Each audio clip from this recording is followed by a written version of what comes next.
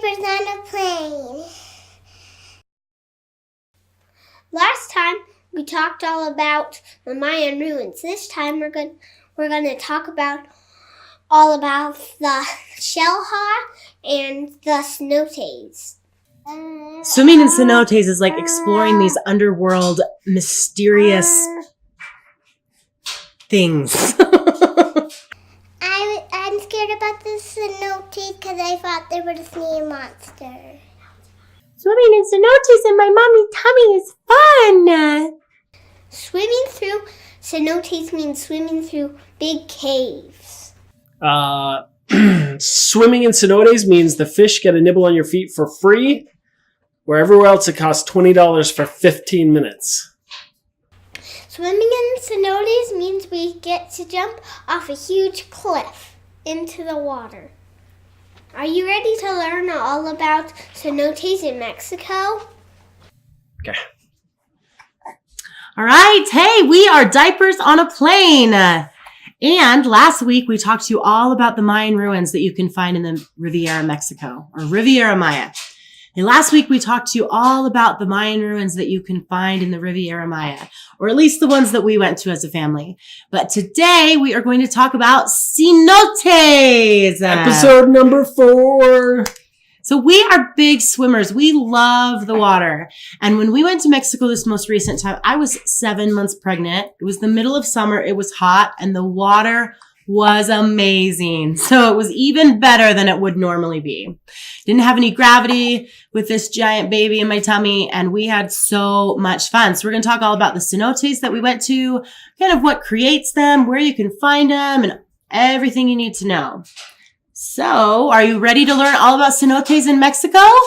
So let's talk about cenotes. So we've been to a few in Mexico. So we're just going to go down the list of which cenotes and talk about what a cenote is. I think Catherine understands that a little better than I, but they're big holes in the ground that you swim in.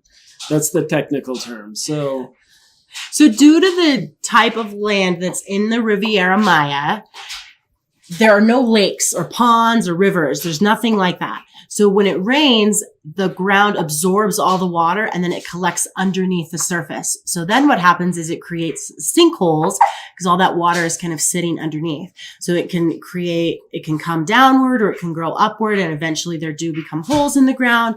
But that's kind of the ins and outs of how they occur. Yep, they're big swim holes.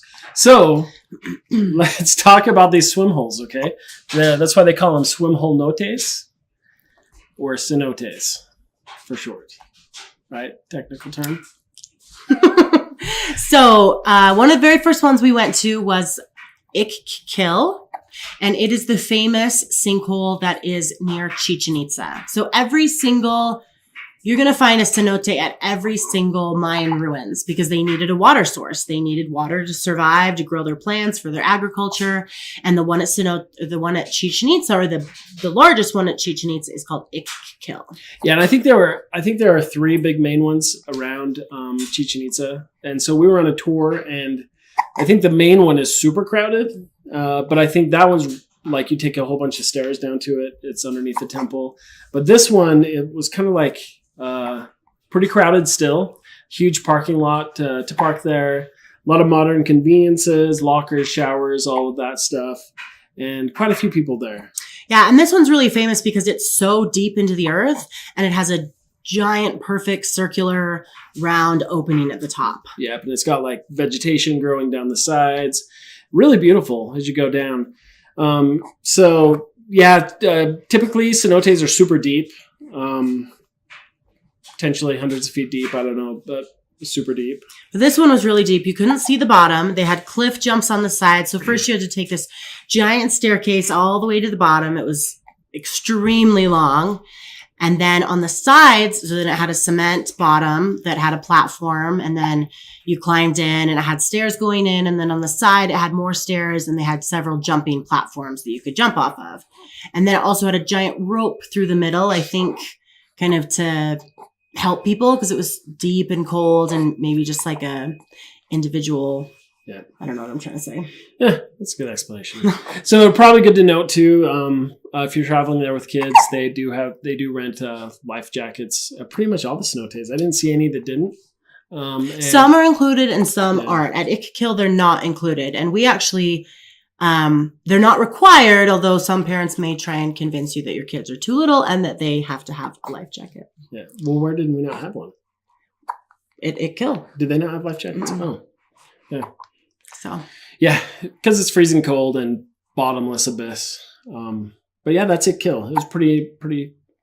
So our favorite thing about Ick-Kill was really just the way it looked. Like, it was so phenomenal. It was like the earth was just like swallowed up whole and it just sunk into the earth hundreds and hundreds of feet down. Yeah, it was pretty rad. And then everything grew up around it like it never existed in the first place. It's huge. It's like a little bit stuff you don't see every day. It's kind of like a alien planet.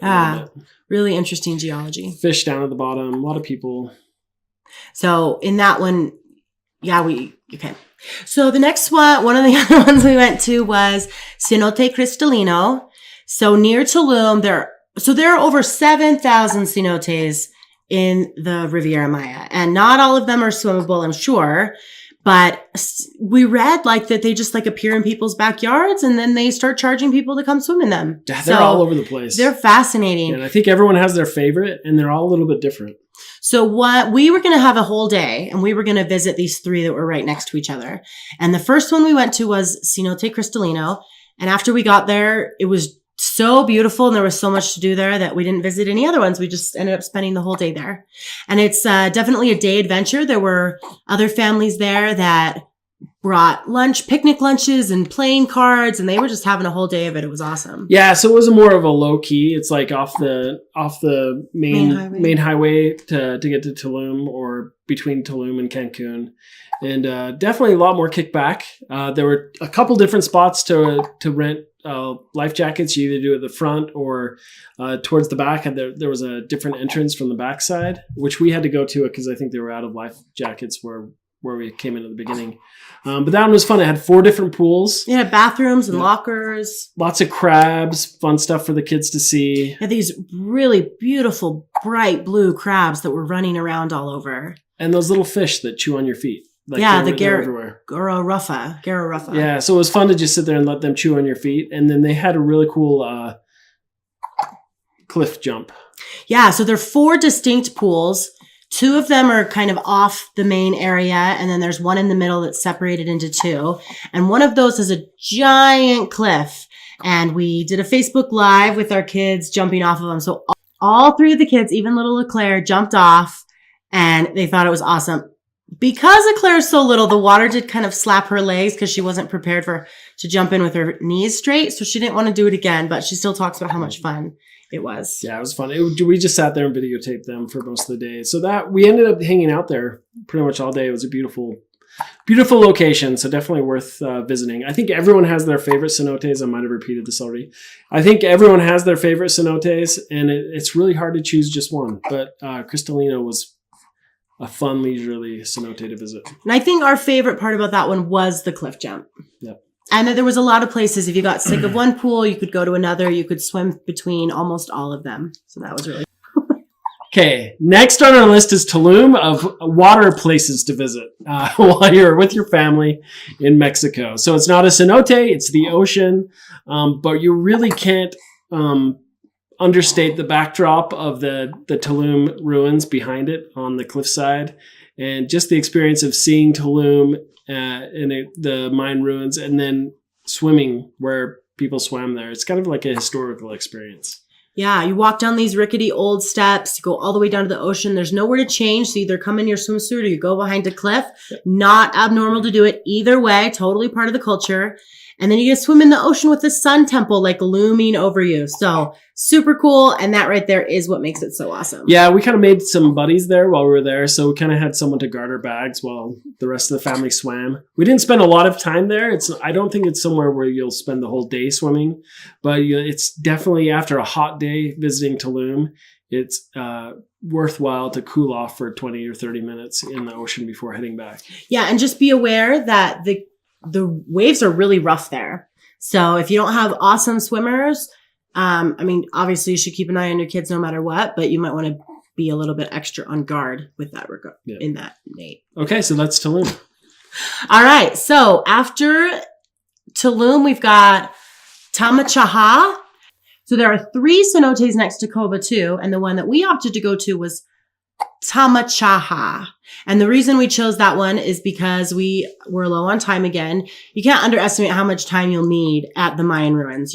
They're awesome and you don't want to leave. So they were close to closing time and we weren't going to be able to visit all 3. So we chose that one just because it was the least busy. Yeah, I think the guy at the front said it was the best one too at the time. So that one is super interesting. So it's like this little hole. It's a lot like Ikkill, but much smaller, right? Yeah. So you go down, it's probably only like 15 foot in diameter, this little hole that you crawl down. You don't crawl down it. You go down some wooden stairs and you go clear down to the bottom and the stairs spiral down. And on the way down, there are 2 different platforms that you can jump off. And I think one's like 15 feet and one's like 25. So the opening is small like this. And then at the base, it like opens up into this big swimming hole.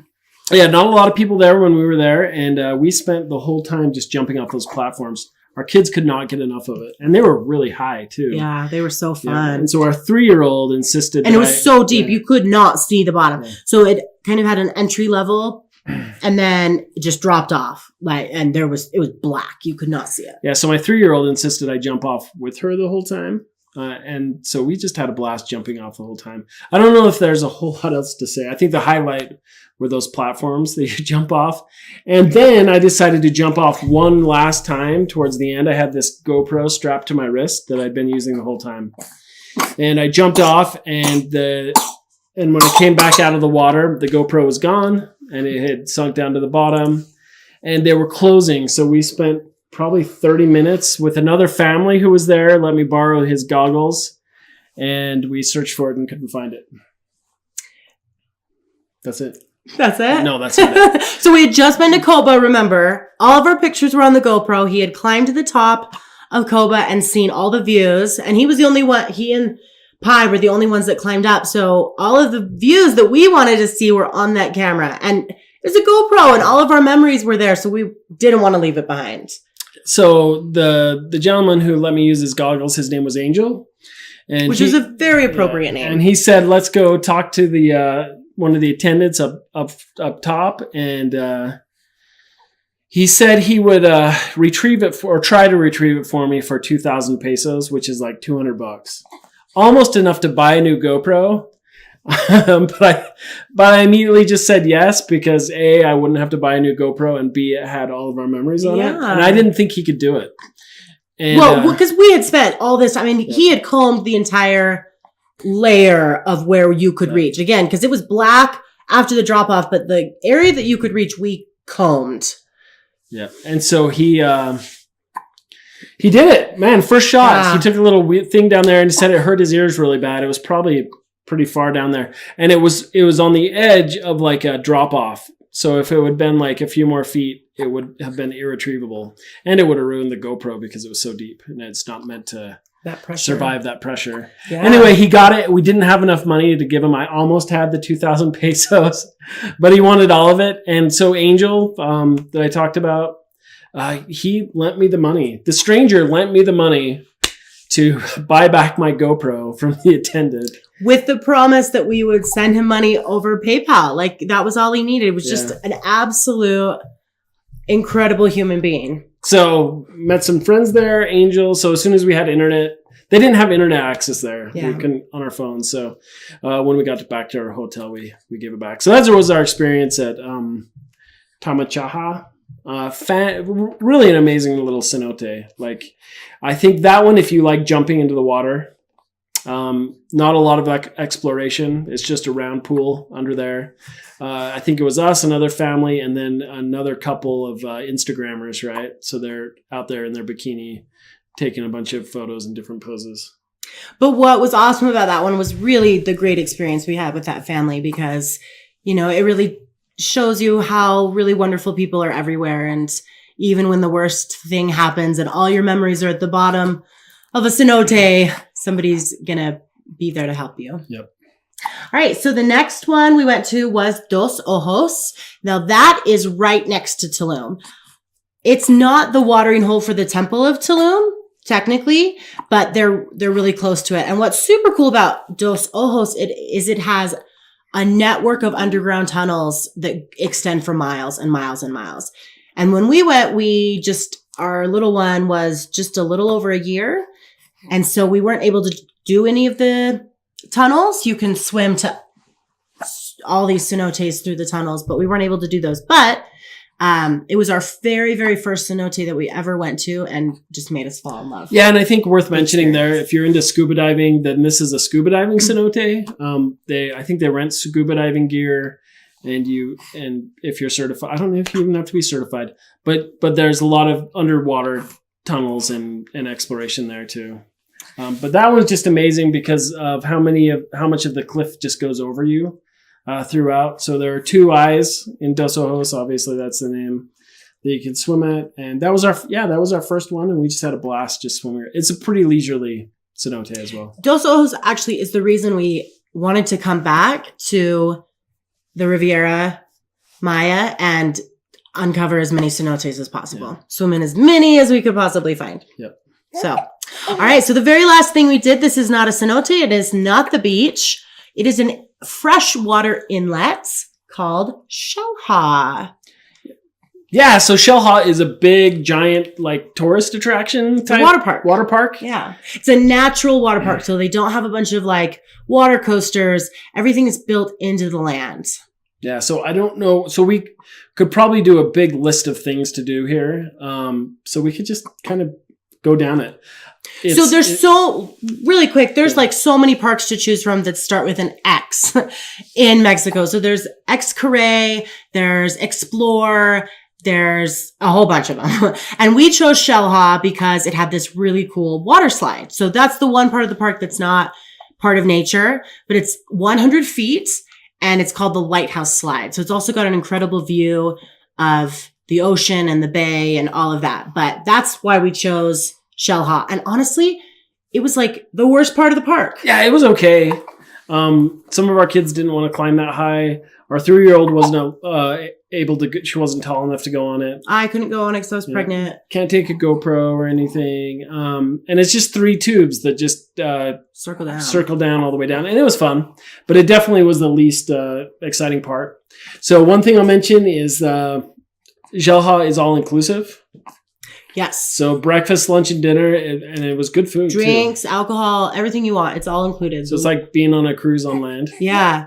So after we had breakfast and went to the Lighthouse Slide, then we went snorkeling. And you can snorkel throughout the whole park. There is a specific snorkel area where you're not involved in anything else. We spent, 2 or 3 hours just looking at all the incredible fish. We saw every single color, bright pink, bright purple, bright blue, bright yellow, striped fish. We saw a giant wrasse fish that was literally like bigger than this. It was huge. So we saw all those. We spent hours snorkeling. That was one of our favorite things. Yeah, we exhausted ourselves on that. And our 3-year-old loved it too. She just hung onto one of our backs and kind of swam through. She got sick of it about halfway through. Well, partly she got sick of it because we wore life jackets, and that little girl does not want to be in a life jacket. She finds it confining. It was a blast. Other than that, they do have some cenotes there. Cliff jumping. They had this really leisurely tube ride that we all went on through mangrove trees. That was a blast. Tons of photo opportunities. Lots of caves to swim in. Pretty much everything you can think of was at this water park. Okay, so after snorkeling, we went on the river tube ride. So you get in these rafts and you lazily go down the river. And the way that we did it, we ended up doing everything along the river, all of the activities you can do. So you can do cliff jumping, rope crossing, zip lines. But if you start at the river tour and you have all your snorkel gear with you, then you can make pit stops along the river rafting the whole way. So that's actually what we recommend. So some of the things, again, we talked about were zip lines and rope crossings. There's cenotes that you can stop at. Yeah, there were caves that we swam under and kind of visited. So there are trails going up above. There's like hiking trails, swimming trails. There's like 4 or 5 cliffs you can jump off of that you can stop and then get back in your tube and keep going down.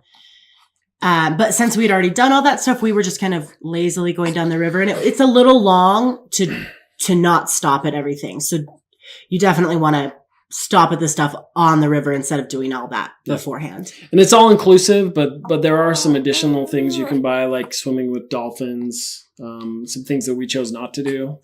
There's not enough time to do everything. So really what we read online and what we agree with at this stage is that you have to go to Xel-Ha a bunch of times, experience everything that's included, and then you can go back and do some of the other excursions. It's the point of view we would have. But we were a huge fan of Xel-Ha. Yeah, we would go again and again. It was so much fun. At the other end of the park, there's a floating bridge, and then it takes you over to a really cool cenote that Gabriel didn't end up swimming in, but it's a cavern that goes into the cliffside, and then it's also got another hole up at the top of it. Yep. So it has multiple entrances, which was just really cool. They have places all over the park where you can get pictures and you can buy a photo package. It's just a all-inclusive water park that's got everything you can think of. It was so much fun. Very family-oriented, and it was a blast. All right, so those are all of our water fun activities that we did in the Riviera Maya down in Mexico. You can read more about it on our blog at diapersonaplane.com. We've also got some world schooling worksheets that go along with those and teach your kids about cenotes. They're free if you're interested. Yes. And if you're seeing us on YouTube, please like and subscribe. If you're watching us on the podcast, please give us a 5-star rating. Those really help us to be seen. And we would love any questions, comments, corrections, or encouragement. Yeah. And don't forget to check us out on Instagram, Twitter, and Facebook as well. Thank you. All right. Next week, we will be talking about the logistics of going to Mexico. Should you stay in a hotel versus an Airbnb? Should you rent a car versus take public transportation? What are some of our favorite snacks? All those fun little things. The conclusion of our 3-part Maya Riviera series. All right. We'll see you next week. Bye-bye.